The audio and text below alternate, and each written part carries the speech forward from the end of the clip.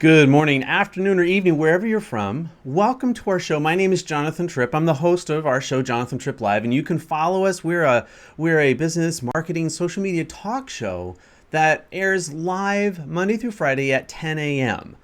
Even during the summertime, but don't tell everybody we do that. Now, welcome to the show, and welcome to everybody that's watching us live in whatever platform. Or if you are and you'd like to be able to come on over, you can go over to jonathantripp.live. Sign up be a part of our email community, get the latest on what is happening, and get to know future shows. I really appreciate it. It's a great way to connect, and I really do look forward to meeting you.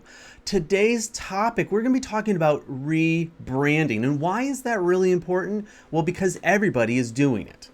No, that's not the reason why it's important. It's important to do it when it applies to your business, but we're seeing that a lot more people, a lot more businesses are doing rebrands or some variation or some degree of it. And I want to kind of go through and look at a couple of the examples that I thought were noteworthy, and hopefully they're not all the same and they're not all social media. So if that makes it a little bit easier, hopefully a little bit makes a little more sense, because not the whole world does not actually revolve around social media. I don't know if you know that, I know that, and so I just wanted to share some perspective on what I think are some of those things. Okay, so but anyway, I want to say good morning and say hello to everybody that's watching us live here in Huzzah. Welcome, guys. I'm glad to see you and see Pat and Terry and Cindy and Zeph. We had a really I think it was a really fun pre-show. We were talking a little bit about some of the different live streaming platforms and some of the things, and one of the apps that came up, and we'll actually get to them. Actually, two of the main examples that I wanted to talk about today, they're actually apps. They're apps, and that's what's crazy about this, is that it's not just that it's not just like a big major company and they have to totally shift their whole business plan to match and things like that. That's not what I'm talking about. But in these examples, I wanted to show these examples, and here's the reason why, is because there's a lot of moving parts. And when you have a much smaller business, sometimes it's easy to overlook or to rationalize out the need to think about how rebranding touches different parts of your business as well as your customers. Okay, and so that's one of the things that I wanted to talk about today. And the first one that really comes to mind is actually Instagram. Okay, and I know most of you guys know. You guys know maybe I do an Instagram workshop. I do those now. I'm starting them every week, every Thursday now. I'm going to be doing a live Q&A as well as a workshop, and it's going to be updated. So this week I'm actually going to be working through this week to update my Instagram workshop, and that's going to be, and you can find me over there at jonathantripp.com/Instagram workshop, and that'll take you to the page. Just sign up. I'll be in touch, but it's for this Thursday. Okay, and as always, if you're a Patreon supporter, for right now I'm just saying you get in free. Okay, so if you're a Patreon subscriber, you get in free, but it is a paid, but it's only $25. So I'm not making a big deal. But anyway, so here's the thing, right? When it comes to doing rebranding, I think Instagram has really had to do some really strategic thinking. Now, rebranding is more than just a logo change. Okay, so that's probably one of the biggest noticeable things that people notice about Instagram, that the logo changed. All right, and a lot of people thought, well, that was it. That was all. That was all that really happened. They just changed the logo. And I mean, I hope you understand there's more that's been happening with Instagram than just a logo change. And I mean, we're all familiar with Instagram, and it's only a 5-year company, and I won't get into the spiel about it, but it's a fairly young company, and yet they're still having to go through a little bit of a rebrand. But I want you to understand that and see what I see within Instagram and see how that's now a ripple effect outwards. Okay, so, and I trust that you guys all use. Do you guys all use Instagram? I mean, I'm on it. I like it, and it's pretty easy. It has a lot of those kind of features that we all like and things like that. So I mean, I use it. I use it for personal and for business. So let's see here. If that is the case, we know that Instagram has just gone through their rebranding.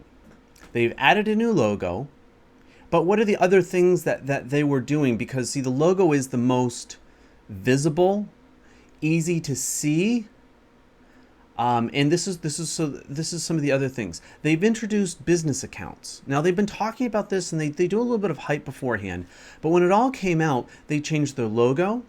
They changed some of the interface and the way that the app feels. They've added some of the like I said, some of the business accounts and some of the benefits of having a business account, having the contact page right on it, having some background analytics and things like that.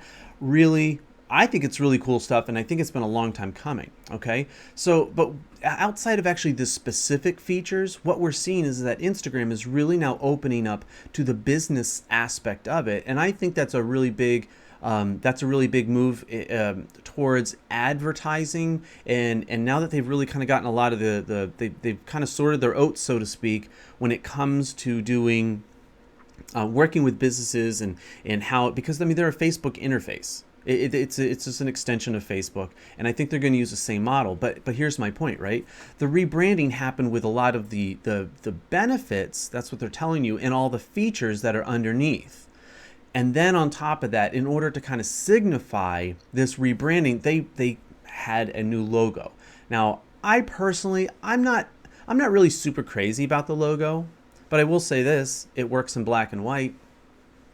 I can't fault them. I mean, this is like logo 101, right? Make it's recognizable. It's a variation on what they had, and I've seen articles on Forbes and things like this where they have a lot of these artists and designers. They came up with all of these alternatives to the new Instagram logo. And again, this is not a show about Instagram.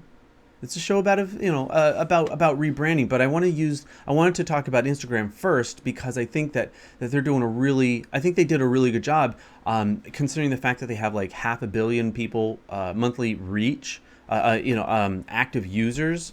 That's a big number, and so they've had to incorporate a lot of moving parts with this. And that I wanted to point out that it wasn't just the logo. The logo was the symbol, that was the outward sign of all the other things that they were doing underneath, between feature changes, layout, platform changes. They've done press releases to talk about this, and they've kind of gone on and on trying to help people see the change, so that when you see the logo change, that's what everybody keyed in on. And that's when a bunch of people said, oh, hey, look, there's all these new features. So even the best marketers can only share so much information, and that I think is where Instagram is. That now they've done their plan, they laid it out, and now they're just running with it. So it's not that they don't care what you think; it's that they're so committed to this rebranding, this image changing, that they're moving forward with it. So that is Instagram, social media platform, picture. A picture sharing, video sharing, social media platform. But let's talk in a different direction. Let's talk the Met. Okay, and I'm looking for the Met logo change, redesign. It's a redesign. How many of you guys have ever seen the Met? Okay, and they went from the very classical looking, almost like the Da Vinci M, where it has like the circle and the lines through. It looks like the Da Vinci, picture. Where it has the guy and hands out and all that kind of stuff. Very, very, very classical, very traditional. It fit very well with their imagery and things like this. But they've gone to a different. They're going in a different direction.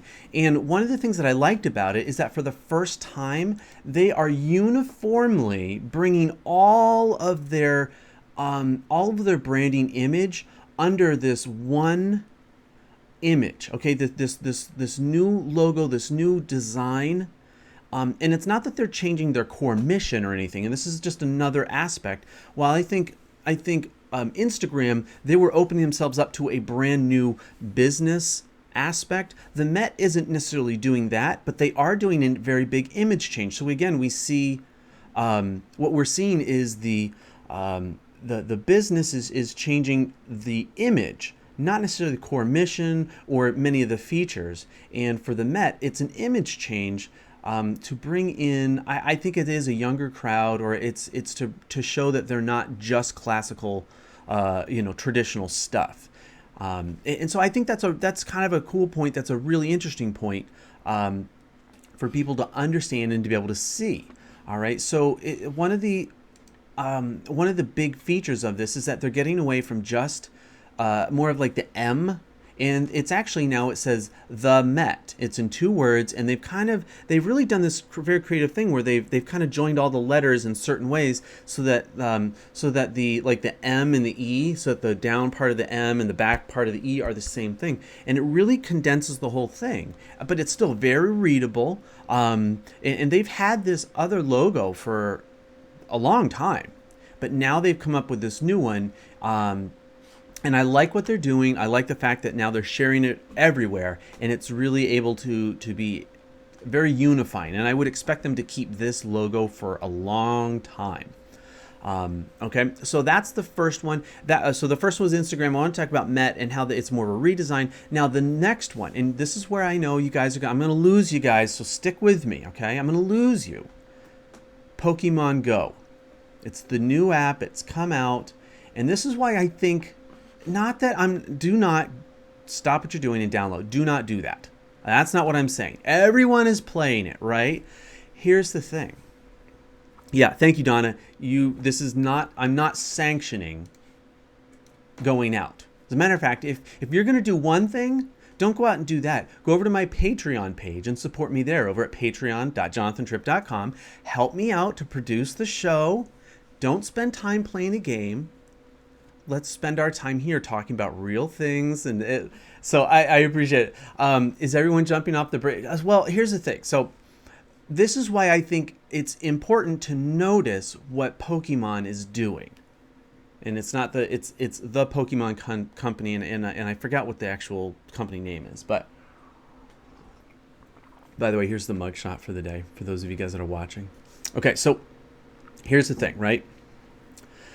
The reason why I think Pokemon is important is this. They're taking an old idea that was made from a story into a card game that was then, I want to say monopolized out, but it was marketed out. It was marketed out to include a wider variety of the game that became collector's items as well as just kid games. They had a TV show. They've done. I mean, it's a licensing. I mean, it rivals on with like Disney in some aspects. Okay. So here's the thing. Why is the Pokemon Go innovative and not just like another app to download? Here's the reason why. They're taking what is traditionally either kids, or a stationary game. If it's a card game, taking it from, you can't run around playing this game with cards. It's a stationary game. It's very selective. You'd have to pay for the game. They have thrown all of those aspects out the window with this new app. Okay, they have taken the game. They've put it on mobile that you can download for free. You're not paying for it. It's free. Now, there's paid aspects in the game, but you don't necessarily need those in order to play the game. Okay, so you can now play the game for free. It is on your mobile phone, iOS and Android. Smart move. They figured out how to do both, and they're not just screwing around with one and just working the key. They did both. Okay, now it's on your mobile, meaning that you don't have to. It's not just in one place. As a matter of fact, they've even innovated the game another way that they're actually making. In order to participate in the game, you have to get out and go walk. You have to go places, physical places. Now, not only are they doing that, because you can do that in, I mean, we we talk about, going out live streaming different places, but here's the tipping scale on why I think Pokemon Go is genius. It's augmented reality. So the part of the game is that the game is overlaid on the real world. They're making you, in order to participate in the game, walk through the real world. And there are actually different accomplishments and badges and things like this that mark, that you've done XYZ by moving around and going to different places. It's making you it's putting you in a position that you can interact with other people in the real world, outside of your home, getting off your mobile. The mobile app is only part of it. It's just part of the gateway. But it's an augmented reality in that they're taking the real world, streets, locations, interactions. It's actually a part of your camera, so that you actually need to look through your camera like it's a lens, like it's a special lens. And you get to see certain things that you can't see with just your eyes. It's an overlay. It's an augmented reality. And all of these things together, I think, is rebranding Pokemon into something that is taking notice, that it's worth. Not necessarily going out and downloading it. I did it because I want to see what it was. Now, am I going to be playing it next week? Probably not. I just wanted to see how this new technology is working. And I'm going to tell you right now, I'm really impressed. Aside from the servers that going down in these other problems, tech problems, the overall issues, the overall brand, the overall business of this, they have done a really great job of growing their market outside of either kids games or recluse adults that are spending lots of money on a card game and keeping it. They are pushing this out for free, and now everybody is talking about it. You go over to Forbes, you type in Pokemon, and you want to see a list of the amount of articles that have been written on Forbes about a kids game. It will shock you. And that's why I think that Pokemon, as far as this app goes, when they did this, made a super smart move. Super smart move. So now I've kind of put it out there. This is not an invitation or an encouragement. Go out and download it because everybody's doing it. I'm not saying that. What I'm saying is that know that this is where some of the technologies are going. They're taking the things that we're familiar with and adding either a different twist on it, using new technologies, new images, or opening up to new business opportunities. And we've looked at each one of those as part of a rebranding as it's happening now. Okay, we've seen it happen in movies where they, like the Ghostbusters, and it doesn't really matter if you like the Ghostbusters movie or not, but they've taken something that was kind of familiar and redone it. They've put a twist on it. They've rebranded it now to not be, four guys, and they've changed it to make it. Hopefully, they're trying to make it more relevant. Okay, so now what we're seeing is now we're opening the doors to putting new technology, these virtual realities, the augmented realities, live streaming, easier ways to connect either within the app or to directly be able to send the people, your clients, your customers, your viewers directly to where you want them to go. Not 8 steps and clicking this and click. The businesses and the models and the platforms are finding ways to reduce the friction. And each one of these companies are showing the ways that how they're doing it, both as a social media platform, a rejuvenized card game, as well as a very classical, very traditional, the Met. And so I want to encourage you to think of rebranding. Is it really, like I was kind of naming the show today, is it a marketing trick? Are they just putting up new logos and then hoping people will pay attention and just buy their stuff again because it's got a new logo, so there must be something different? Or are they really strategically bringing new value?